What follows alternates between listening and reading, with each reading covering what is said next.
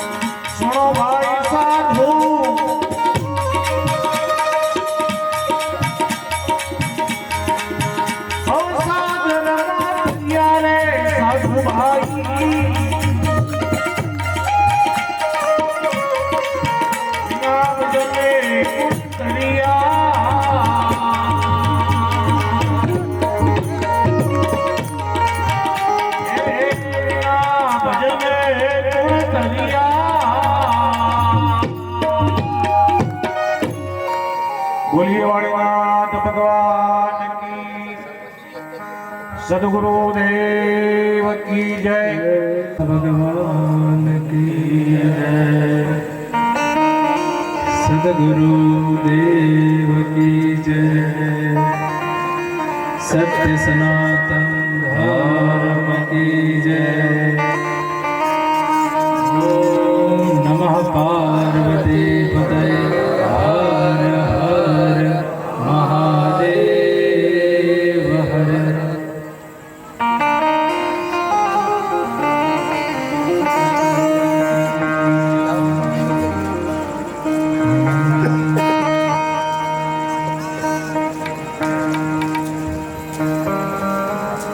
આજના પવિત્ર દિવસે ભગવાન શ્રી વાળીનાથના દિવ્ય આશીર્વાદથી આ પાવન અને પવિત્ર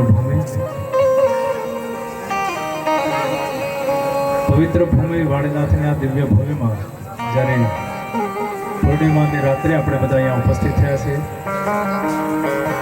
આ પવિત્ર રાત દિવ્ય રાત જાગરણની રાત આપણા બધાના જીવનમાં પ્રકાશમય રૂપ બને અને આપણે બધાએ ભક્તિમય બનીએ જ્ઞાનવાન બનીએ અને ઈષ્ટદેવના ખૂબ નજીક જઈએ એવી પ્રાર્થના કરીએ છીએ હું અહીંથી ધૂન ગાવાનો છું અને આપણે બધાએ સાથે મળીને એકત્ર રૂપ થઈને ભગવાનને યાદ કરીને, પરમાત્માને યાદ કરીને, દિવ્ય આત્માઓને યાદ કરીને, સંતોને યાદ કરીને આપણે બધાએ પાછળ પાછળ ગઈશું અને સાથે તાળીના તાલથી આપણે બધા સંગીતમય ધૂન ગાઈશું.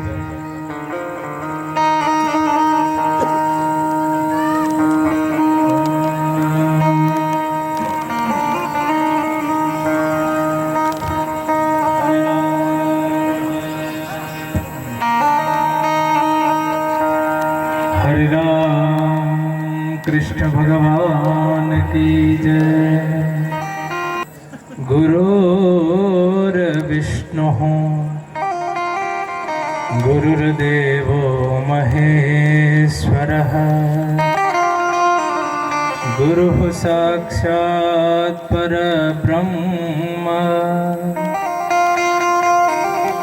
तस्मै श्री गुरवे नमः.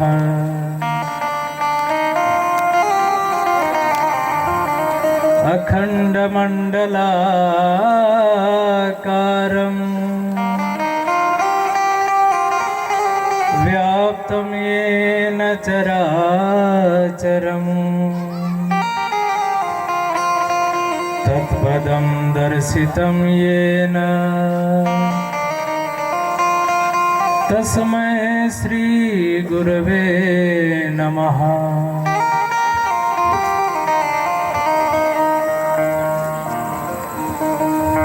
ज्ञान स्वरूप देव स्वरूप પૂજ્ય ગુરુદેવ પૂજ્ય ભા જેમના દિવ્ય આશીર્વાદથી આ સંસ્થા ઉત્તરોત્તર પ્રગતિ કરી રહી છે અને એ જ શ્રૃંખલામાં આવી દિવ્ય મનોહર પરંપરામાં આ સત્સંગનો મહિમા આજે આપણે આ ત્રીજી પૂર્ણિમાના દિવસે જેઠ સુદ પૂર્ણિમા આ પવિત્ર દિવસે આજે આખા દિવસમાં આપણે બધાએ જોયું કે કેટલા મોટા પ્રમાણમાં લોકો અહીંયા દર્શન કરવા માટે આવ્યા.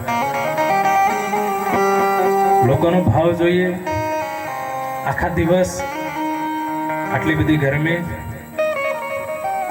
બસ એક જ ભાવ કે વાળીનાથ ભગવાનના દર્શન કરવા છે અને એ જે આપણું ગુરુસ્થાન છે, પવિત્ર સ્થાન છે, ત્યાં જઈને દર્શન મસ્તક નમાવીને દર્શન કરીએ. આપણે કેટલા બધા એવા ભાવ પણ જોયા કે આ કાર્યક્રમ થયો એના અંદર બહુ બધા લોકો એવી ટેક લીધેલી કે આ કાર્યક્રમ નિર્વિઘ્ન પરિપૂર્ણ થાય.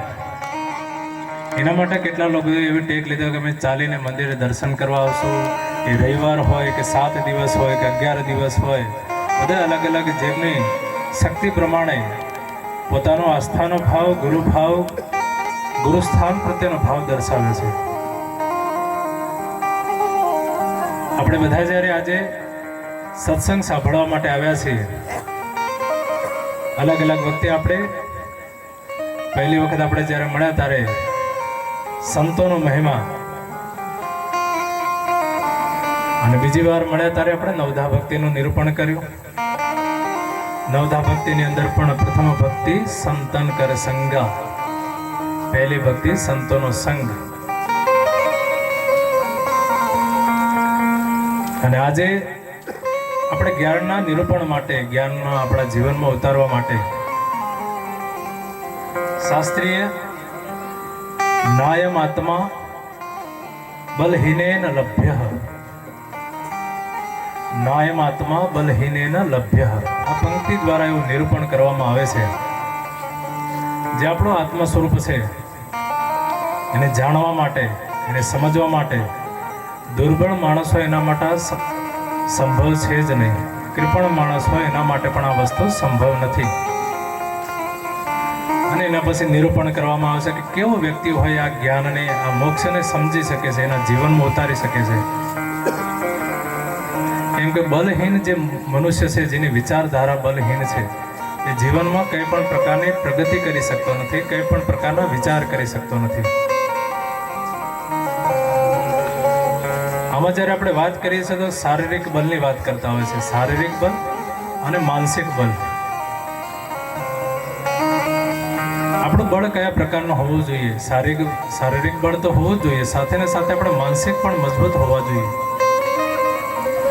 જીવનમાં કોઈ પણ પ્રકારની આધિ વ્યાધિ ઉપાધિ કોઈ પણ પ્રકારનો વ્યવધાન આવતું હોય એમાં આપણે અડગ રહીને મજબૂત રહીને આપણે વિચાર કરવાનો છે કે આપણા જીવનમાં કેવી રીતે આગળ વધી શકીએ છીએ, શારીરિક કેવી રીતે મજબૂત થઈ શકીએ છીએ, માનસિક કેવી રીતે મજબૂત થઈ શકીએ છીએ. શારીરિક બળ માટે આપણે બધા જાણીએ છીએ યોગ આદિ પ્રાણાયામ આપણે બધા જીવનમાં કરતા હોઈએ છીએ, કસરત કરતા હોઈએ છીએ. એનો મુખ્ય ધ્યેય હોય છે કે આપણું શરીર મજબૂત રહેશે તો આપણા અંદર પવિત્ર વિચારો પણ જાગૃત રહેશે, અને જ્યારે શરીર મજબૂત હશે ત્યારે જ આપણે પરિપક્વ થઈને પરમાત્મા સુધી પહોંચવાનો જે માર્ગ છે એને અપનાવીશું. બીજા પ્રકારે જ્યારે કહેવામાં આવે છે આપણે માનસિક રીતે કેવી રીતે મજબૂત થઈ શકીએ એના પણ આપણા રીતે માપદંડ એવા તૈયાર હોવા જોઈએ કે મારે આ મારા જીવનમાં આ કરવાનું છે, મારા જીવનમાં અંધકાર રૂપ તામસ રૂપને ઉતારીને મારે જ્ઞાન પ્રદીપ તરફ આગળ વધવાનું છે. અને જ્યારે આપણે જ્ઞાન પ્રદીપ તરફ આગળ વધીએ છીએ ત્યારે જ આપણા જીવનનું કલ્યાણ થતું હોય છે. આપણા અંદર માનસિક મજબૂતી એવી રીતે પણ હોવી જોઈએ કે આપણે નિર્ણય લેવાની ક્ષમતા પણ આપણા અંદર પરિપૂર્ણ હોવી જોઈએ. નિર્ણય પણ એવી રીતે જ જ્યારે પણ એવી વિપત્તિ આપણા અંદર જીવનમાં આવતી હોય છે ત્યારે આપણે એવો નિર્ણય લેવાનો છે કે આ મારા જીવન માટે સાર્થક છે કે નથી. આજે મારો વિચાર છે એ મારા જીવનને આગળ લઈ જશે.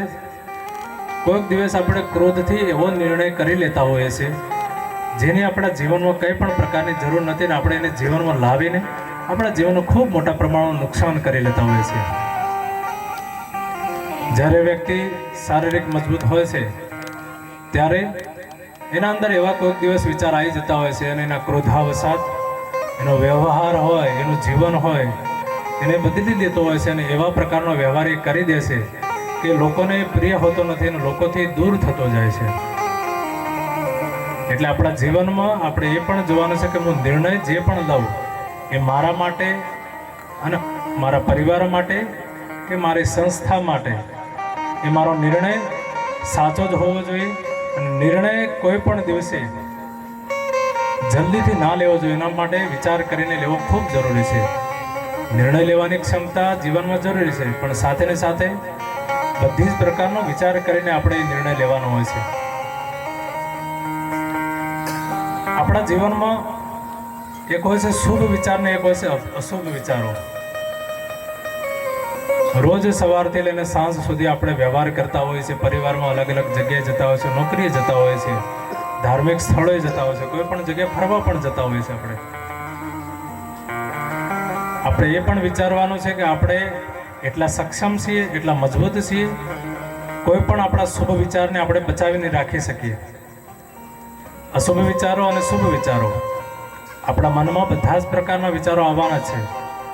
અશુભ વિચારોને દૂર કરીને રાત્રિ સમયે આપણે ચિંતન કરીએ કે અમારા જીવનમાં વિચારની જરૂર નહોતી, એટલે એવા અશુભ વિચારો આપણે જીવનમાં ધીરે ધીરે દૂર કરીશું. આપણો અભ્યાસ થશે ત્યારે આપણા જીવનમાંથી ધીરે ધીરે અશુભ વિચારો દૂર થતા જશે. અને શુભ વિચારો આપણા જીવનમાં આપણે એને બચાવીને રાખીએ, એને સંભાળીને રાખીએ, એને સજોઈને રાખીએ કે આ મારા જીવન માટે ખૂબ જરૂરી છે. એવા વિચારો આપણે નિયંત્રણમાં આપણા જ વિચારોને રાખવાના છે.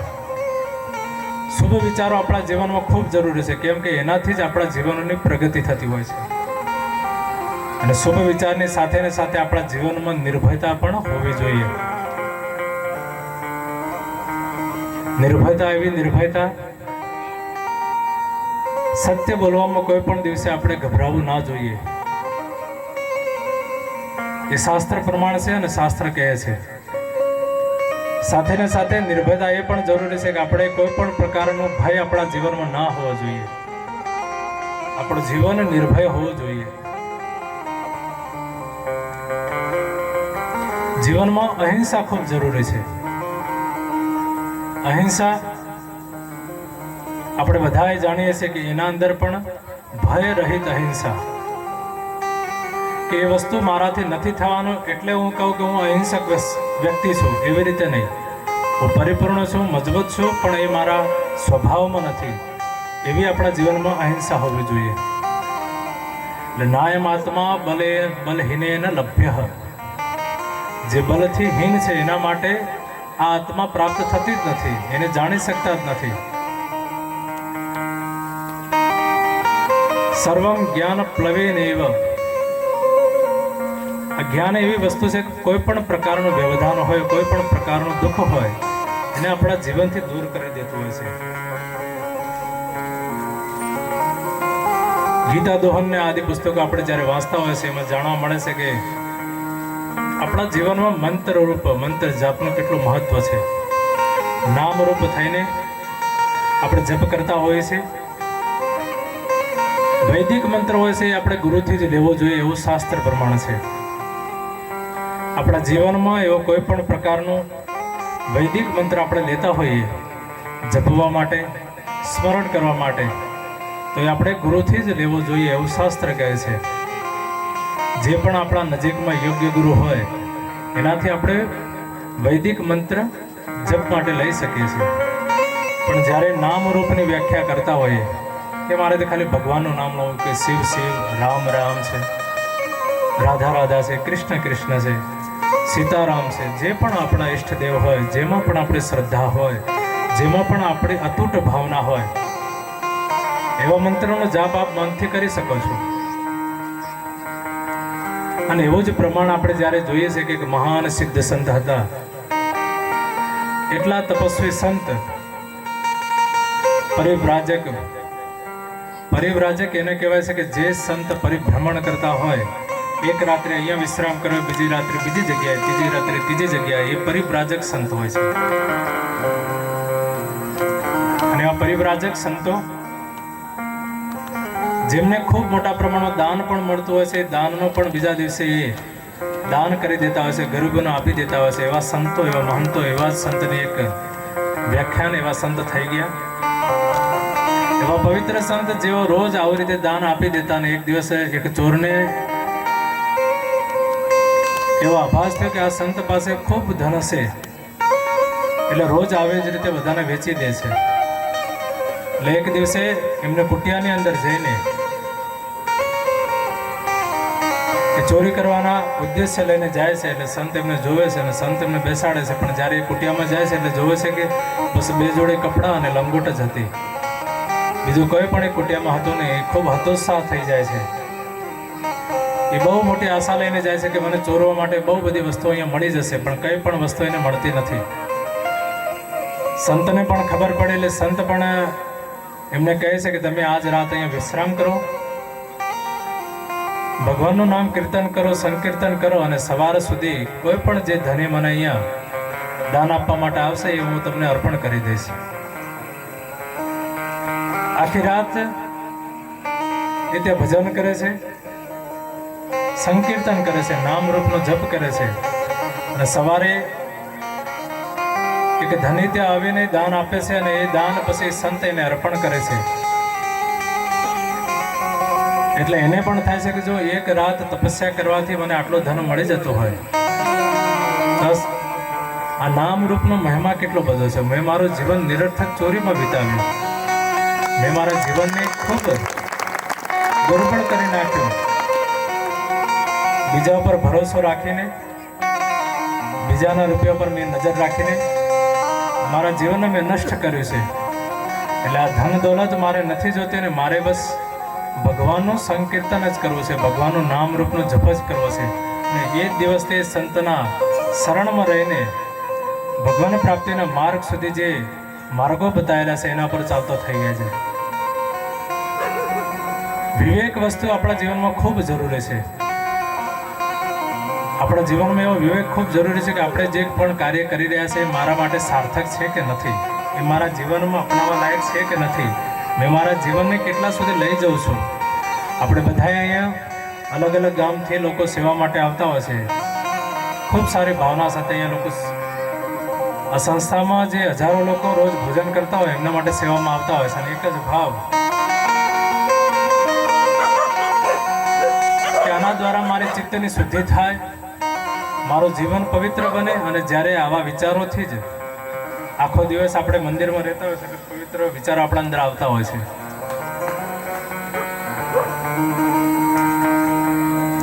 અને એના દ્વારા આપણા અંદર ચિત્ત શુદ્ધિ થતી હોય છે. અને ચિત્ત શુદ્ધિ દ્વારા આપણે રોજ જોઈ રહ્યા છે, હમણાં તમે બધાએ જોયું છે અલગ અલગ ગામોથી મોટા પ્રમાણમાં દૂધની પણ સેવા અહીંયા થઈ રહી છે. એટલે અલગ અલગ પ્રકારના લોકો તન મનથી સેવા પણ આપી રહ્યા છે. પોતાના ઘરે ગાયો છે તો ત્યાંથી દૂધ પણ અહીંયા પહોંચાડી રહ્યા છે. અને એવો ભાવ હમણાંથી જાગ્યો છે, તમે આશ્ચર્ય થશે તમને બધાને. રોજ અમારે કોઈક દિવસ એવી રીતે ગામડાને કહેવું પડે છે કે આજે તમારું દૂધ અહીંયા મોકલાવતા નહીં, કેમ કે અમારે ઓલરેડી આટલું દૂધ એક દિવસની આટલી સેવામાં આટલું દૂધ આવી ચૂક્યું છે. એટલે લોકોનો ભાવ, અનન્ય ભાવ. અને જ્યારે પણ આપણે કોઈ પણ પ્રકારનું મોટું અન્ન ક્ષેત્ર હોય કે જે પણ આપણે ધાર્મિક પ્રવૃત્તિ કરતા હોય, લોકોની સેવા કરતા હોય, અન્ન ક્ષેત્ર હોય કે કોઈ પણ પ્રકારનું હોય, એ કુદરતના એ નિયમ છે કે ભગવાન એ જેવી રીતે તમે બધાએ જાણતા હશે કે સૌરાષ્ટ્રમાં બહુ બધા આપણે બધાએ જાણીએ છીએ કે સૌરાષ્ટ્રની અંદર બહુ બધા અન્ન ક્ષેત્રો ચાલી રહ્યા છે, બહુ બધી સેવાઓ થઈ રહી છે અને બધી જ જગ્યાએ ચાલી રહી છે. એનો ભાવ એવો છે કે જે પણ આપણે સત્કાર્ય ચાલુ કરતા હોય છે, આપણે ઈશ્વરને પ્રત્યે આપણી શ્રદ્ધા છે તો કોઈ પણ કાર્ય આપણું રોકાવાનું જીવનમાં નથી. અને જ્યારે આવા પવિત્ર સ્થાનોની અંદર આપણે આવીને આપણા ભાવ પ્રગટ કરતા હોઈએ છીએ, જીવનમાં બધા જ પ્રકારના લોકો આપણા અનુભવમાં આવતા હોય છે. કોઈક વ્યક્તિ એવા પણ આવી શકતા હોય છે કે જે આપણા અનુરૂપ ના હોય, આપણા અનુકૂળ ના હોય, આપણને વ્યક્તિ ના ગમતા હોય, કેમ કે બધા જ પ્રકારના લોકો આપણા જીવનમાં આવવાના છે. આપણે આપણા જીવનમાં એક વાત પકડીને બેસી રહીશું કે આ વ્યક્તિએ મારા જીવનમાં આવી રીતે મારા જીવનમાં ખૂબ નુકસાન કર્યું છે, એવો વિચારીને આપણે બેસી રહીશું તો આપણા જીવનનો વિકાસ થશે નહીં. જેને કશું જ નથી કરવું એના અંદર બધા આવા દુર્બળતાના વિચારો આવવાના છે. એક સંત હતા, એમને સત્સંગનો મહિમા ચાલુ કર્યો કે શ્રાવણ માસ આવે છે તો ભગવાન શિવની કથા કરીએ. અને જ્યારે ભગવાન શિવની કથાનો એમને વિચાર કર્યો એટલે જે આપણે જેવી રીતે શાસ્ત્રમાં હોય ને કે એક પૂર્વ પક્ષ હોય ને એક ઉત્તર પક્ષ હોય, એટલે પૂર્વ પક્ષનું કામ કે એમાં ભૂલ કાઢવાની કે આમાં આ ત્રુટિ છે, આમાં આ પ્રોબ્લેમ છે, એટલે ઉત્તર પક્ષ પછી એનું નિરૂપણ કરે એટલે કે આ એનો જવાબ છે, આ એનો જવાબ છે. એવી જ રીતે બે પ્રકારના મનુષ્ય બધી જગ્યાએ મળી રહેતા હોય છે. કોઈ પણ પ્રકાર આપણે શુભ શરૂઆત કરતા હોય કે આ વસ્તુ કરવાની એ જરૂર નથી, આ વસ્તુ વધારે છે, પછી જો તમે એને બંધ કરી દેશો તો પણ એવું પણ કહેશે કે આ વસ્તુ બંધ કરવાની પણ જરૂર નથી, આનાથી ખૂબ સારો વિકાસ થઈ રહ્યો. એટલે એવા જે સંત મહાત્મા મહાપુરુષ છે, એમને શ્રાવણ માસની અંદર શિવકથાનો પ્રારંભ કર્યો. એટલે એમને જે બીજા વ્યક્તિ હતા એમને વાત ચાલુ કરી કે આપણે દર વર્ષે શ્રાવણ માસમાં શિવકથા તો કરતા જ હોઈએ છીએ, પણ આ વખતે આપણે એવો વિચાર કરવો જોઈએ કે આપણે ભાગવત કથા કરીએ કે દેવી ભાગવત કરીએ કે રામાયણ કરીએ. દર વખતે શિવકથા તો બધી જગ્યાએ થતી જ હોય છે. પછી સંત બહુ સરળ સ્વભાવના હતા, ભોળા હતા, એટલે એમને બીજી વખત જ્યારે થયું તો એમને ભાગવત કથાનું આયોજન કર્યું. ત્યારે લોકો ઓછા આવ્યા છે, તેમને એવું લાગ્યું કે બાપુ જે શિવ કથા હતી સારી હતી, આ ભાગવત કથા કરવાની આપણે જરૂર નહોતી. એવી જ રીતે જ્યારે ભોજનની વાત આવતી હોય કે અન્ન ક્ષેત્ર ચાલુ હોય ત્યારે આપણા અંદર વિચાર એવો આવતો કે આપણા અન્ન ક્ષેત્ર ચાલુ કરવાની જરૂર નહોતી. આ અન્ન ક્ષેત્રના લીધે બીજા એવા લોકો પણ આવે છે જે આપણે બધાને વ્યવધાન રૂપ થઈ રહ્યા છે, આપણને નડી રહ્યા છે. અને જ્યારે એ અન્ન ક્ષેત્ર બંધ કરે છે એટલે લોકો ઓછા આવે છે. એટલે કે બાપુ આ અન્ન ક્ષેત્ર બંધ કર્યું એ આપણે ભૂલ હતી. એટલે ગુરુજીને પણ થયું કે એને મારે સમજાવવા પડશે કે કઈક રીતે એને એક ઉદાહરણ આપીને હું સમજાવું. એટલે ગુરુજીએ વિચાર કર્યો, પ્રવચનમાં એમને કીધું કે આવા બે પ્રકારના વ્યક્તિઓ બે પ્રકારના વિચાર લઈને આવતા હોય છે. એટલે એમના જીવનમાં એક તથ્ય હોતું નથી કે મારે આ જ નિર્ણય કરવો છે. એ અલગ અલગ પ્રકારના વિચાર લઈને આવતા હોય છે, પણ વિરોધ વિચાર લઈને આવતા હોય છે. જ્યારે ગુરુજીએ પ્રવચન પૂરું કરે એટલે એ પાછા ગુરુજી પાસે આવે અને ગુરુજીને ફરીથી કહે છે કે બાપુ આપની વાત એકદમ સાચી છે, લોકો એના માટે તૈયાર જ નથી. લોકોને ખૂબ મોટી ભૂલ છે ને એમના વિચાર શ્રેષ્ઠ નથી. એમના જે વિચાર છે એ ખૂબ દુર્બળ છે, એટલે એમની બુદ્ધિ એવી છે. તો બાપુને લાગ્યું કે હજુ પણ એમને સમજણ પડી નથી. એટલે એક દિવસ પાછો ફરીથી સત્સંગ હતો ને એકલા સાંભળનારા હતા. ત્યારે પણ બાપુએ આ વાત કરી, પણ તો પણ એમના જીવનમાં ઉતરી નહીં. એટલે આપણે સમજી શકીએ છીએ કે આપણા વિચાર કેવા પવિત્ર હોવા જોઈએ.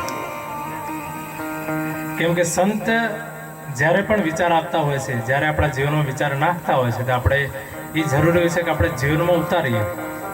દરેક વખતે હું કહું છું કે ગુરુમાં દેહ બુદ્ધિ, ઈશ્વરમાં પાષાણ બુદ્ધિ આપણા આધ્યાત્મિક જીવનને રોકાઈ દે છે.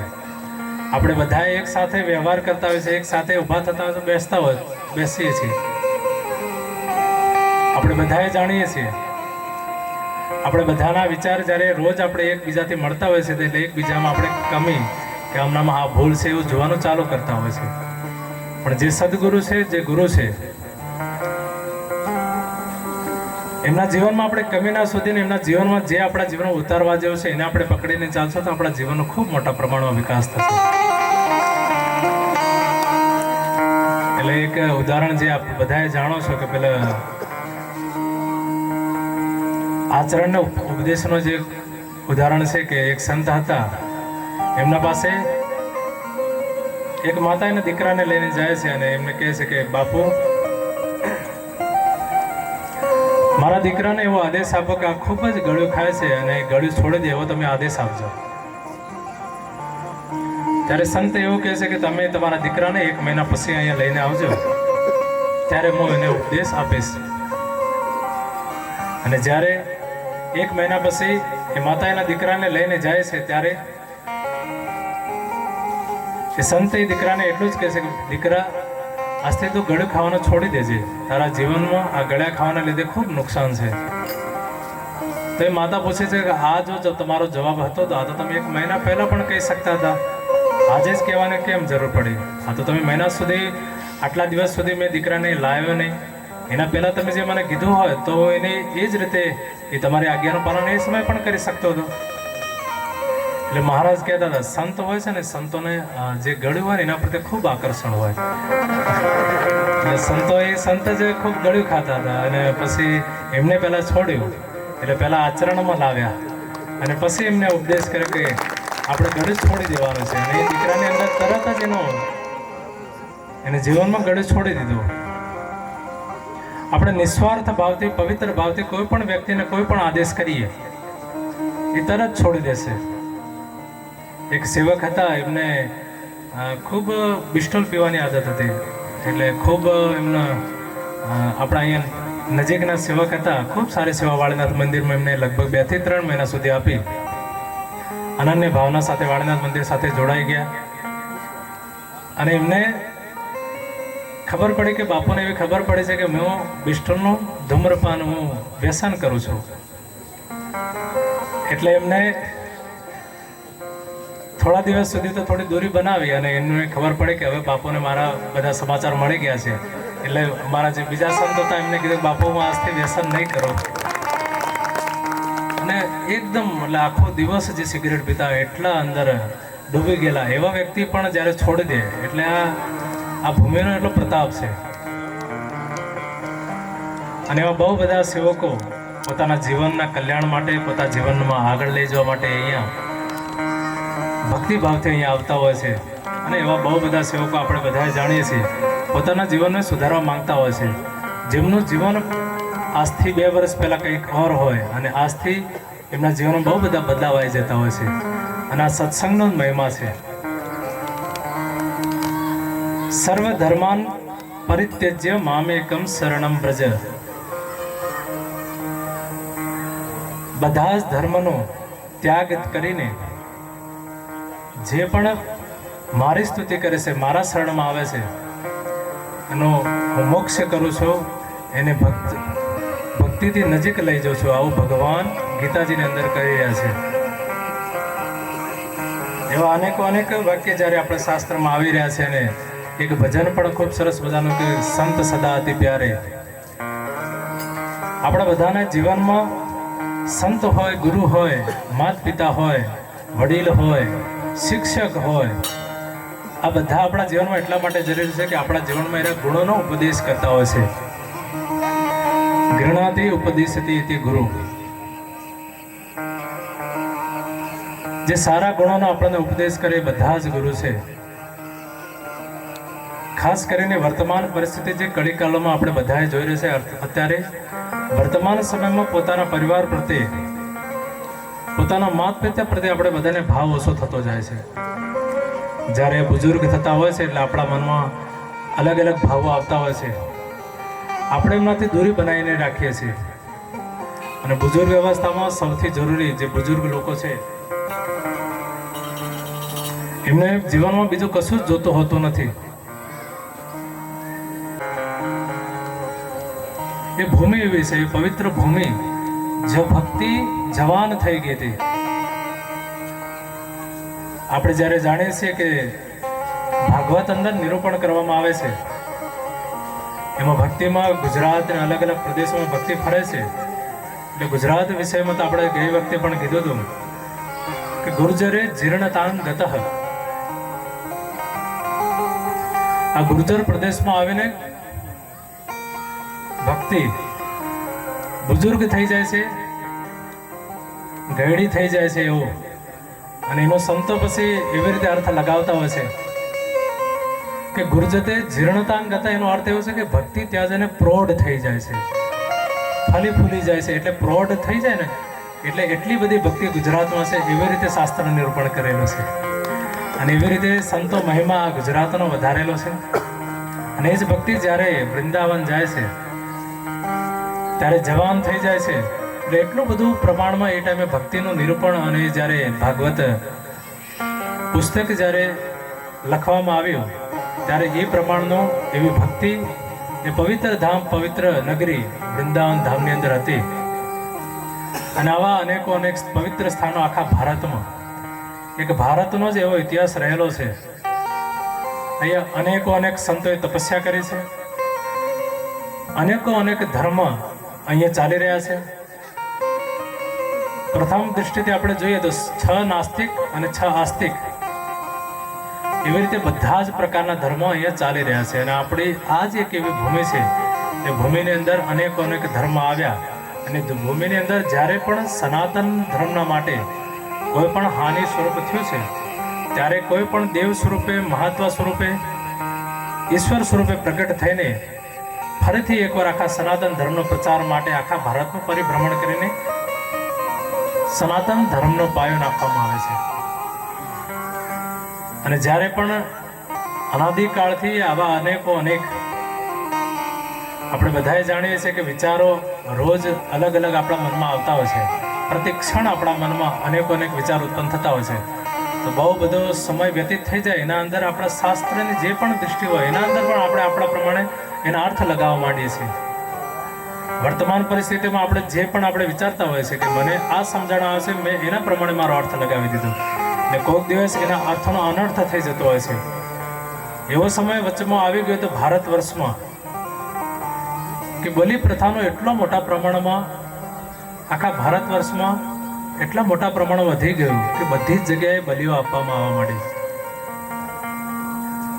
અને એટલા મોટા પ્રમાણમાં જ્યારે બલિ પ્રથા બધી જગ્યાએ થઈ ગઈ ત્યારે બૌદ્ધ ધર્મનો પ્રાદુર્ભાવ થયો. અને બૌદ્ધ ધર્મ આવીને અહિંસાનો માર્ગ બતાવીને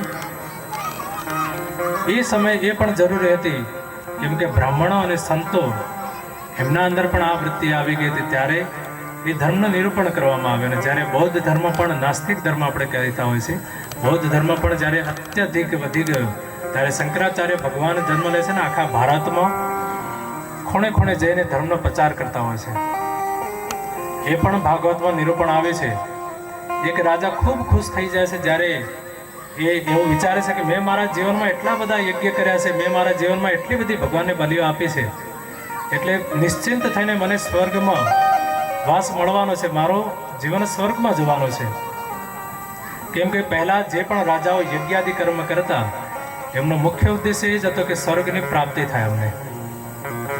અને સ્વર્ગની પ્રાપ્તિ માટે અનેકો અનેક યજ્ઞાદિ કાર્ય કરતા હતા. એટલે નારદજી એ ટાઈમે એમને કહે છે કે તમે જેટલા પણ યજ્ઞ કર્યા છે, જેટલા પણ હવન કર્યા છે અને જેટલી પણ બલિઓ આવી છે, આ તમે જોઈ શકો છો કે બધા વ્યક્તિ જે પશુઓને તમે બલિઓ આપી છે એ બધા જ તમને જોઈ રહ્યા છે. જ્યારે તમારો દેહાંત થશે એ બધા તમારાથી એવી રીતે જ બદલી લેશે. એટલે જ આપણા ત્યાં નિરૂપણ કરવામાં આવે છે કે નર્ક. આ નર્ક એટલા માટે કે લોકોની અંદર એવો ભય રહેવો જોઈએ કે હું કોઈ પણ પ્રકારનું ખરાબ કાર્ય કરું તો એ મારા જીવન માટે સારું નથી અને મારા જીવનને નરકમાં લઈ જઈને નરકની યાતનાઓ તમે ગરુડ પુરાણથી લઈને બધામાં વાંચી શકો છો. કેટલી બધી યાતનાઓ લખેલી છે અને યાતનાઓથી જ લોકો ભયથી કોઈક વસ્તુ આપણા જીવનમાં એવું પણ હોય છે કે આપણે ભયથી સ્વીકાર કરતા હોઈએ છીએ. જેવી રીતે કે આ વસ્તુ મને નથી ગમતી પણ એનો ભય છે તો હું એને પસંદ કરીશ. એટલે ભય પણ જીવનમાં જ્યારે એ સ્થિતિ આવતી છે એટલે જરૂરી છે. પણ હા, જ્યારે જ્ઞાનની વાત આવે ત્યારે ભય ના હોવો જોઈએ. એ પણ આપણે પ્રથમ દ્રષ્ટિથી નિરૂપણ કરવામાં આવ્યું છે. એટલે આપણે આપણા જીવનનું કલ્યાણ કરીએ, આપણે આપણા જીવનમાં ખૂબ સારી રીતે પ્રગતિ કરીએ. અને આજે જે વ્યક્તિ અહીંયા પધાર્યા છે એ બધા પણ આપણે જોઈ રહ્યા છીએ અલગ અલગ પૂર્ણિમાના દિવસે ખૂબ સારી રીતે મોટી સંખ્યામાં લોકો અહીંયા આવી રહ્યા છે. અને જે વ્યક્તિ પોતાના જીવનનું લક્ષ્ય લઈને ચાલે છે કે મારે મારા જીવનનું કલ્યાણ કરવું છે.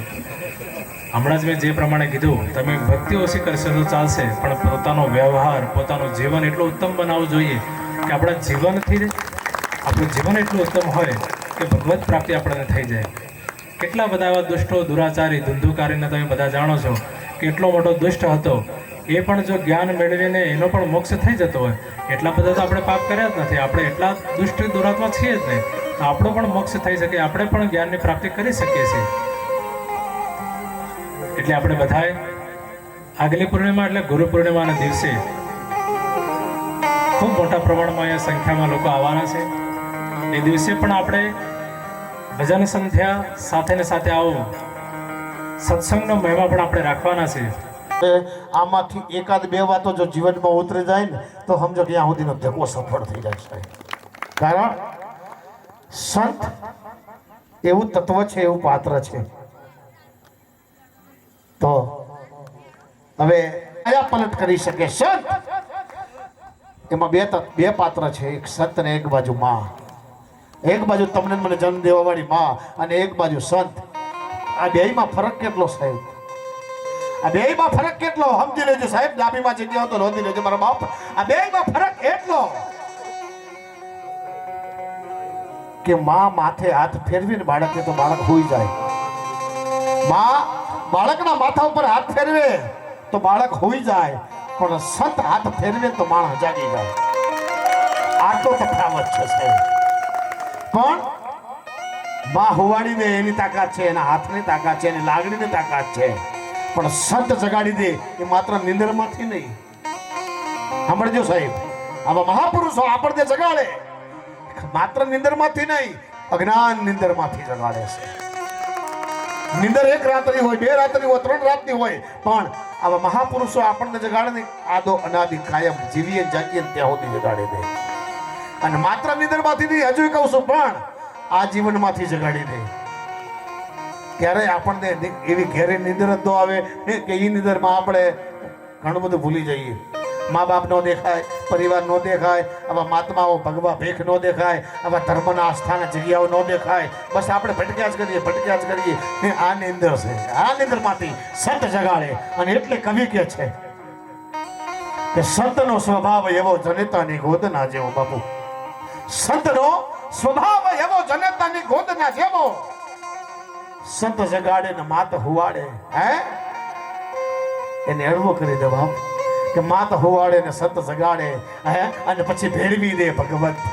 સંત જગાડે પછી ભગવાન ભેળું તમને મને ભેળવી દે ને, એ સંતમાં તાકાત છે.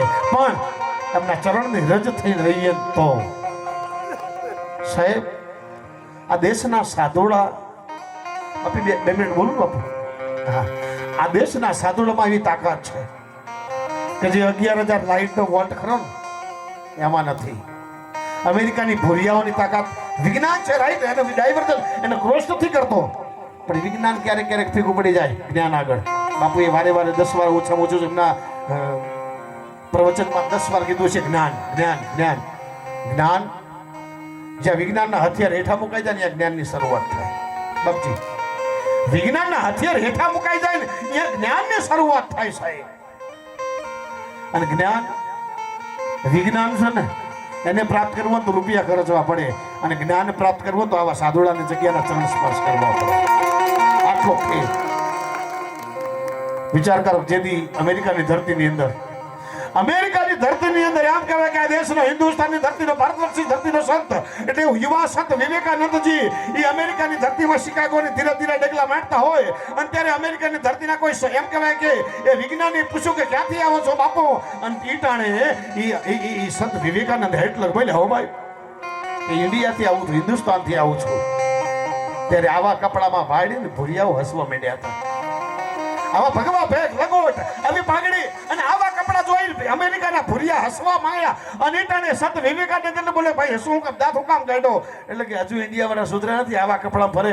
અને ઈટાણે આ દેશનો વિવેકાનંદજી એટલો બોલે, બ્રાહ્મણ કપડાથી લેવા દેવા હું, તારો વિજ્ઞાન કે તારો અમેરિકા કેટલું આગળ વધ્યું, અમારો દેશ છે ને જ્ઞાનનો છે, તારો વિજ્ઞાનનો છે. અને ઈટાણે વિજ્ઞાનનો માણસ એટલો બોલ્યો કે બાપુ વિજ્ઞાન એ અમારું સર્વસ્ત્ર છે, જ્ઞાન કાંઈ નો કામ કરે. અને તાણે બાપુએ વિવેકાનંદજી એટલો બોલ્યા, ભાઈ તારું વિજ્ઞાન ક્યાં સુધી છે? અને તાણે કે બાપુ આ મશીન હમણાં જ બનાવ્યું. બાપુ જો અમારું વિજ્ઞાન ક્યાં સુધી ધક્કા ખાય છે, અને અમારું વિજ્ઞાન કેટલે આગળ પક્યું કે કેટલું આગળ, કે આ મશીન બાપુ હમણાં જ બનાવ્યું. હો શું કામ કરે ભાઈ આ મશીન? ત્યારે વિવેકાનંદે પૂછ્યું, ભાઈ આ મશીન કામ શું કરે? કે બાપુ ઓટોમેટિક કતલખાના નામનું મશીન કહેવાય. કતલખાના નામનું મશીન કહેવાય. બાપુનું મસ્તક ધરતી સામું ચૂકી ગયું, વિવેકાનંદનું મસ્તક ધરતી સામું ચૂકી ગયું. એટલું જ વળી પાછું વિવેકાનંદ એટલું બોલે કે ભાઈ આ મશીન કામ શું કરે? અને ટાણે અમેરિકાનો વિદેશનો ભૂલ્યો એટલું બોલ્યો, આ છેડેથી ગાયને નાખો ને, આ છેડેથી મશીનના આ છેડેથી ગાયને નાખો ને, ઓલા છેડે નીકળે ને એટલે ખડિયા નોખા થઈ જાય, અને હાડકા નોખા થઈ જાય, અને સામડા નોખા થઈ જાય, અને શિંગડા નોખા થઈ જાય. એ બાપુ એનો એક અંગ નોખો પડી જાય. આટલો કીધું ને દેશના વિવેકાનંદ સ્વામી આ દેશના સાધુડાની આંખમાં બેટા બોરે બોરે જેવડા હોડા પડવા બેટા ભાઈ. અને એટલું હળવાને કીધું, ભાઈ તારો વિજ્ઞાન આટલું બધું આગળ વધ્યું છે, તમે ગોત્યું અને ગાયોને મારવાના મશીન ગોત્યા. બધા માણસ ગાયોને મારવાના મશીન ગોત્યા, ગાયને મરાય નહીં. ભાઈ ગાયને મરાય નહીં મારા બાપ. ગાય તો મારી હિન્દુસ્તાનની ધરતીનું પૂજનીય પ્રાણી છે. અમે હિન્દુસ્તાનની ધરતીના એક માણસ ગાયના સામું દર્શન કરીએ, અને મીઠ માંડીએ દર્શન કરીએ, અને ગાયના સામું દ્રષ્ટિ માંડીએ ને 33 કરોડ દેવના દર્શન કરીએ. બ્રાહ્મણ ગાયને મરાય નહીં મારા બાપ. અને એ ટાણે વિવેકાનંદ તો બોલે, હે ભાઈ તો તમે આ છેડે ગાડી નાખો ને ઓલા છેડે બધા એના અંગ નોખા પડી જાય કે હા? એમાં પોટકો વાળી અને બીજું એવું કોઈ મશીન બનાવ્યું છે કે પોટકો વાળી અંગ નોખા પડી ગયેલા હોય, અને એમાં આ છેડે પેલા છેડે નોખીને ગાય બેઠી થાય એવું મશીન તમે ગોત્યું હશે. અને ટાણે અમેરિકાના ફુરિયા થાય એ વિદેશી ધરતીના ફુરિયાને ધરતી સામું ચૂકી જવું પડે છે. કે માફ કરજો સંત મહાત્માજી, એ મશીન નથી ગોત્યું. હે ભાઈ આપણે એ અંગ નોખા પડી ગયો, શિંગડા ખડિયા નોખા પડી ગયા, હાડકા નોખા પડી ગયા હોય, એનું પોટકો વાળી અને આ છેડે નાખો ને આમાં છેડે ગાય બેઠી થાય એવું મશીન ગોત્યું કે નથી ગોત્યું? કે એ તારે એમાંથી ગાય બેઠી કરવી હોય ને તો તારે મારા ભારતની મુલાકાત કરવી પડે, અને એમાં ગુજરાતની મુલાકાત કરવી પડે, અને એમાં ઉત્તર ગુજરાતની મુલાકાત કરવી પડે. અને એમાં આડી લે અમેરિકાના ભૂરિયા કાન ખોલીને સાંભળી લે. અને એમાં મારા ઉત્તર ગુજરાતમાં તરફ ગામ શિવધામ, અને એમાં અમારા પૂજ્ય બળદેવદાસ બાપુ જેવા સંત બિરાજમાન હોય, બાપુ બિરાજમાન હોય, અને આગળ પટકો લાઈન મૂકી દે, અને મારા દેશનો બાવલિયા હાથમાં અંજલી લે, અને એક ઘાઘરે બીજો ઘાઘરે ત્રીજો ઘાઘરે કાઈ બેઠી થાય. ઈ તારા અમેરિકાના બાપની તાકાત નહીં ભલાવાળા, ઈ મારા દેશના સાધુડા કરી શકે બાપ. ઈ ભગવા ભેખનો પાવર છે. આપણા ભેગવા સંતો બેઠા ને સાહેબ આપણે વંદન કરીએ છીએ ને એનું કારણ શું છે ખબર છે? ખાલી ઘર્ષણ થઈ જાય ને આપણું બાપુજી આમાં આવતા હોય આપણે ખાલી ઘર્ષણ થઈ જાય ને તોય સાહેબ સમજો તમારે મારી કાયા પલટ છે. એ પાવર છે સાહેબ. તો હવે બાપુ છે આપણે વિનંતી કરીએ.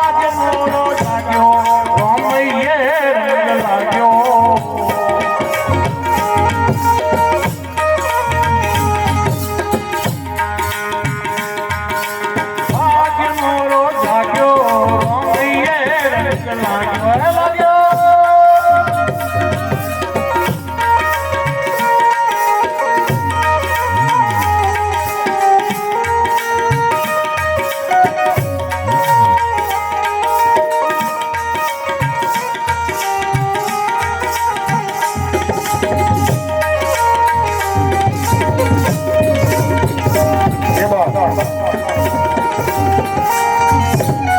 આ પછી પેલી હતી જ્યારે માન ગુમાની પીયું છે ન બોલ્યો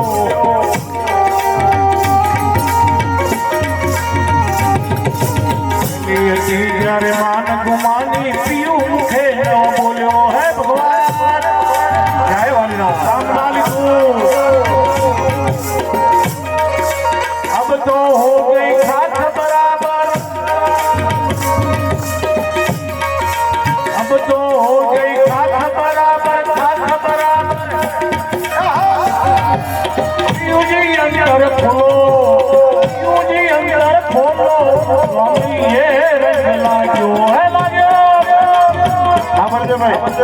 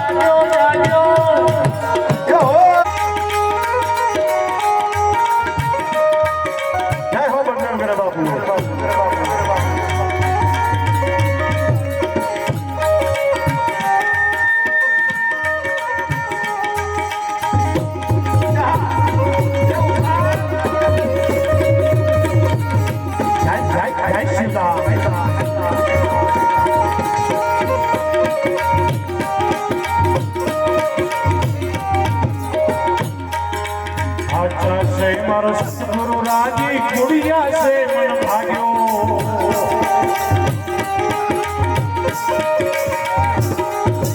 अच्छा से मारो सतगुरु राजी सतगुरु सतगुरु सतगुरु सतगुरु